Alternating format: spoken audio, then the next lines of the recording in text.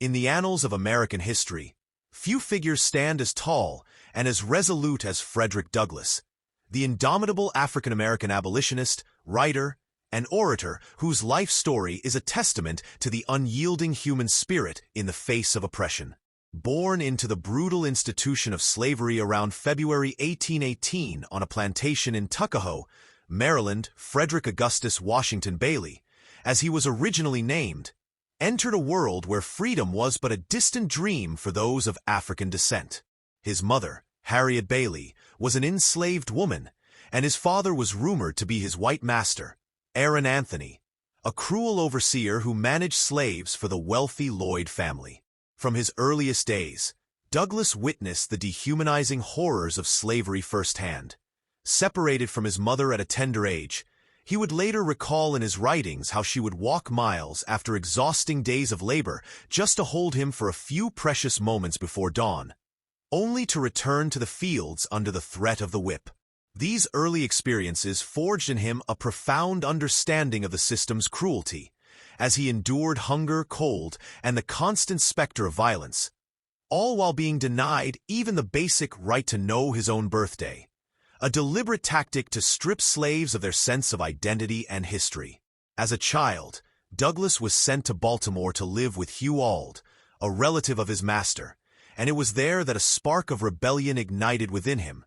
Sophia Auld, Hugh's wife, began teaching him the alphabet, an act forbidden by law for enslaved people, for knowledge was seen as the greatest threat to the chains of bondage. When Hugh discovered this and forbade it, declaring that education would make a slave unmanageable, Douglass took it as a revelation, secretly continuing his learning by trading bread with poor white boys for lessons and poring over newspapers and books like the Columbian Orator, which introduced him to the power of rhetoric and the ideals of liberty.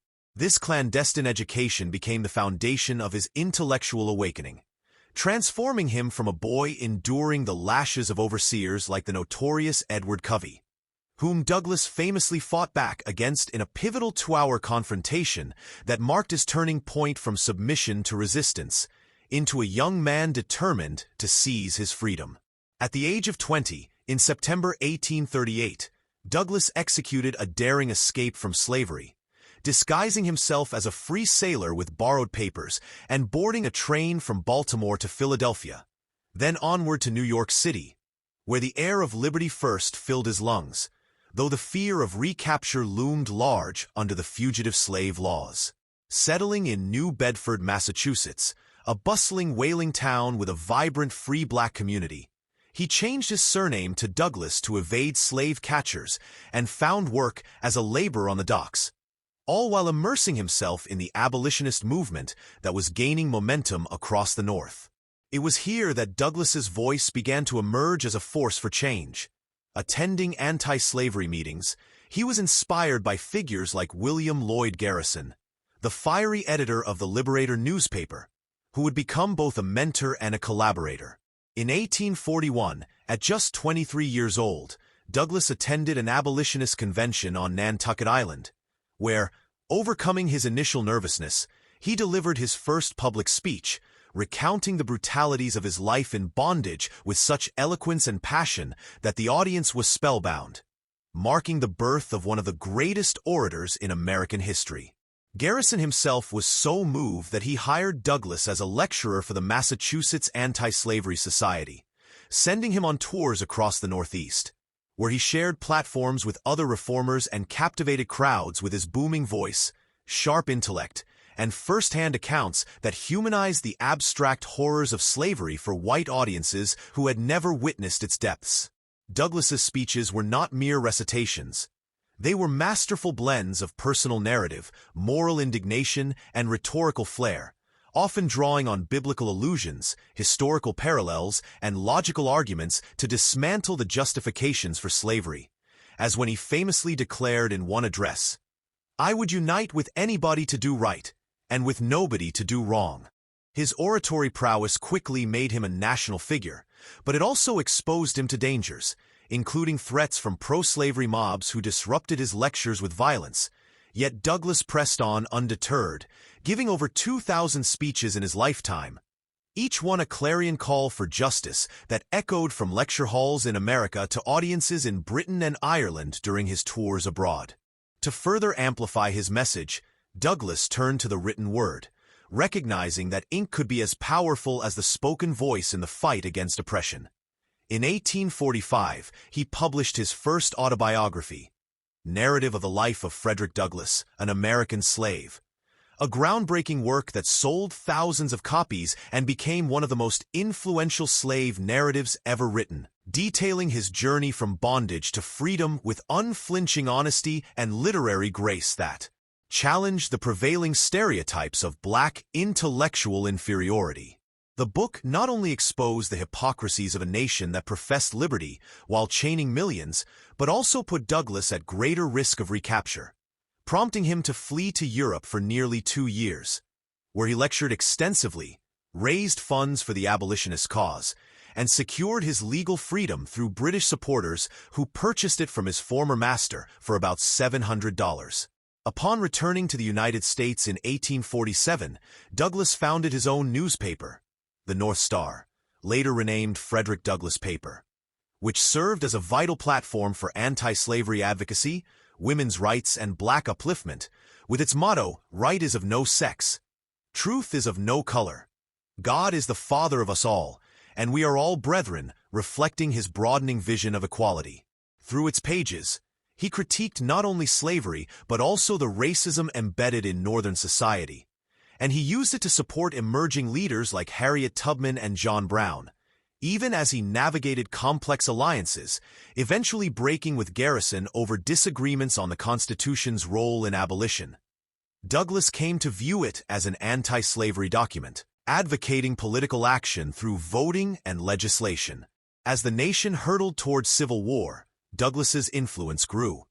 He recruited black soldiers for the Union Army, including his own sons, Charles and Lewis, who fought in the famed 54th Massachusetts Regiment, and he met with President Abraham Lincoln multiple times, pressing for the emancipation of slaves and equal pay for black troops, famously challenging Lincoln on the slow pace of abolition with words that resonated.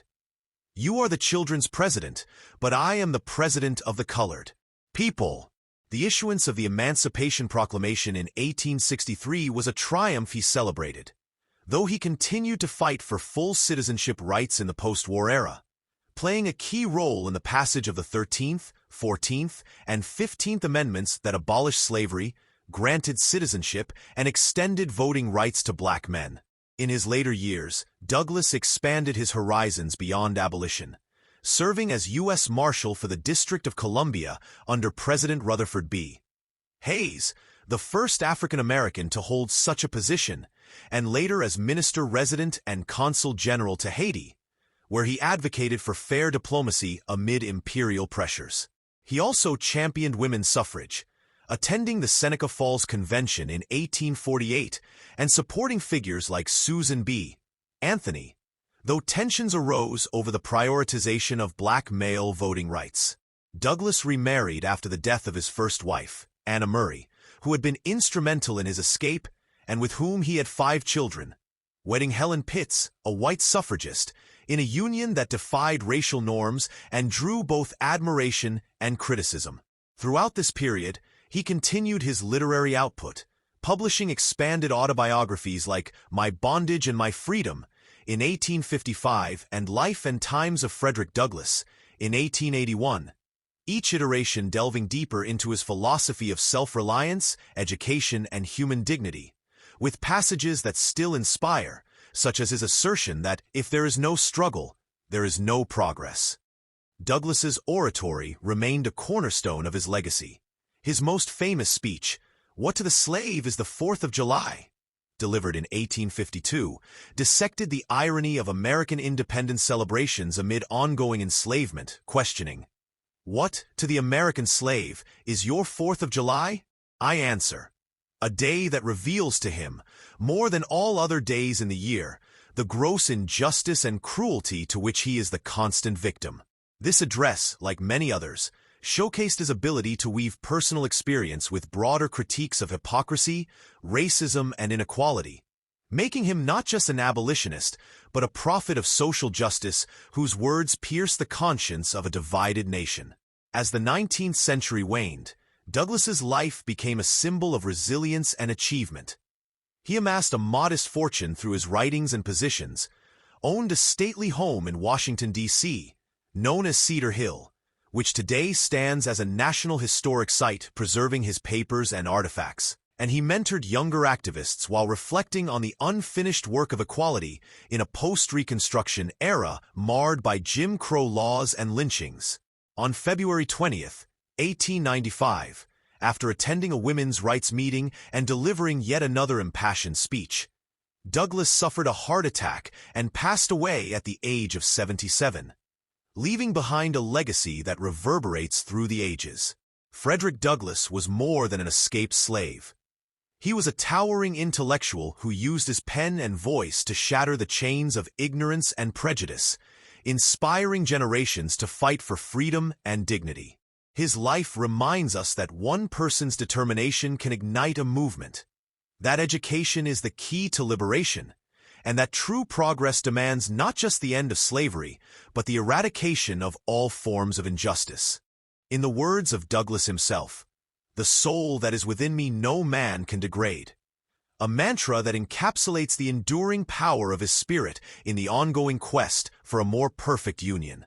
Today, as we reflect on his contributions, we see Douglass not only as a historical figure, but as a beacon for contemporary struggles against systemic racism, inequality, and oppression. His writings and speeches studied in classrooms, quoted by leaders, and invoked in protests, proving that his voice, once raised against the silence of tyranny, continues to echo with undiminished force. Let us delve deeper into the nuances of his early enslavement. Whereas a boy on Colonel Edward Lloyd's vast plantation, Douglass observed the opulent lives of white slaveholders contrasted sharply with the destitution of the enslaved, including the auctioning of human beings like livestock, an experience that seared into his memory the commodification of black lives. He recounted in his narrative how slaves were fed meager rations of cornmeal mush, often eaten from troughs like animals, and clothed in rough linen shirts that offered little protection from the elements, while overseers like the sadistic Mr. Plummer wielded the lash with impunity, drawing blood for the slightest perceived infraction.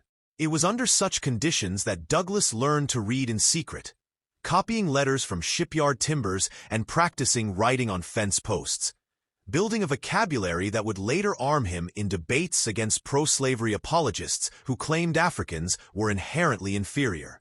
His time with Covey, the slave breaker, to whom he was hired out at 16, was particularly harrowing. Subjected to relentless toil and whippings, Douglass reached a breaking point in 1834 when he physically resisted Covey, an act of defiance that restored his sense of manhood and convinced him that freedom was worth any risk. This episode, detailed vividly in his autobiography, symbolized for many the possibility of resistance within the oppressive system, influencing later abolitionist literature and even the strategies of the Underground Railroad.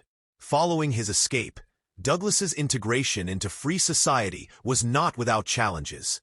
In New Bedford, he faced discrimination in employment, as white caulkers refused to work alongside him, forcing him into menial labor despite his skills. Yet he persevered, joining the African Methodist Episcopal Zion Church and engaging in community activism.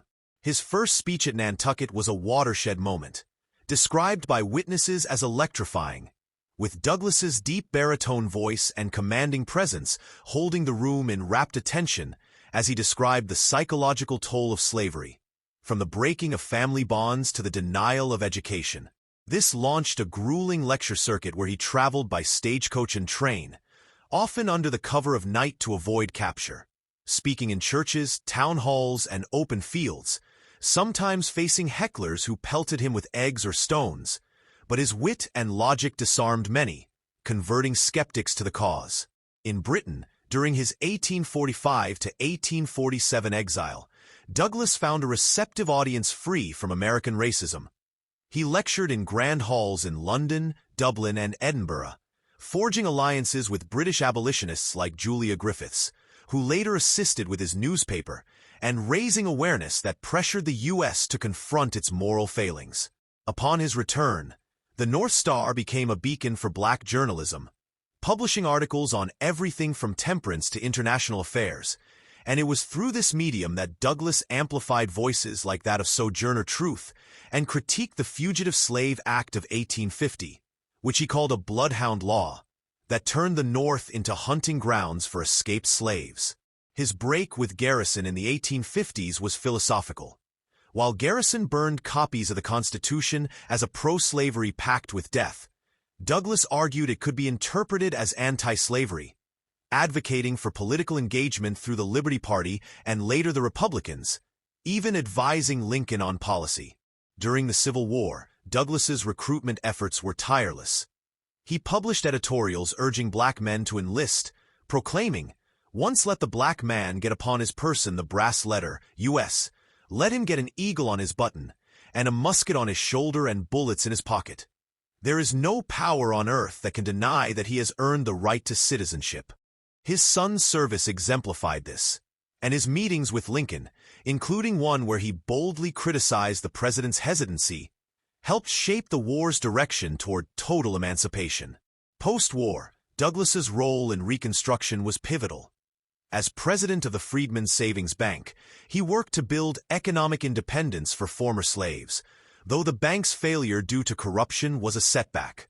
He lobbied for the Civil Rights Act of 1875, which aimed to end discrimination in public accommodations, and his diplomatic post in Haiti from 1889 to 1891 showcased his commitment to black sovereignty, resisting U.S. attempts to annex territory. In his personal life, Douglass's marriage to Anna Murray lasted 44 years, producing children who carried on his legacy. Rosetta became an educator, Frederick Jr. a printer. But her illiteracy contrasted with his intellectual pursuits, and after her death in 1882, his union with Helen Pitts, a former clerk 20 years his junior, scandalized some, but affirmed his belief in interracial equality. His final autobiography, revised in 1892, reflected on a life of triumphs and trials, emphasizing self-made success in a society that stacked the odds against him. Douglass's legacy endures in myriad ways. His home at Cedar Hill houses over 10,000 items, including his violin, a gift from admirers, symbolizing his love for music as a form of expression. Schools, bridges, and stamps bear his name, and his writings are cornerstones of African American literature, influencing thinkers from W.E.B. Du Bois to Martin Luther King Jr., who echoed Douglass's themes in his own oratory. In an era when slavery's shadows still linger in modern inequalities, Douglass's call for justice remains relevant, urging us to confront ongoing disparities in education, voting rights, and criminal justice. As we consider his journey from the plantation to the podium, from chains to change-making, Frederick Douglass embodies the transformative power of courage, intellect, and eloquence, a man who, through his words and deeds, helped bend the arc of history toward freedom.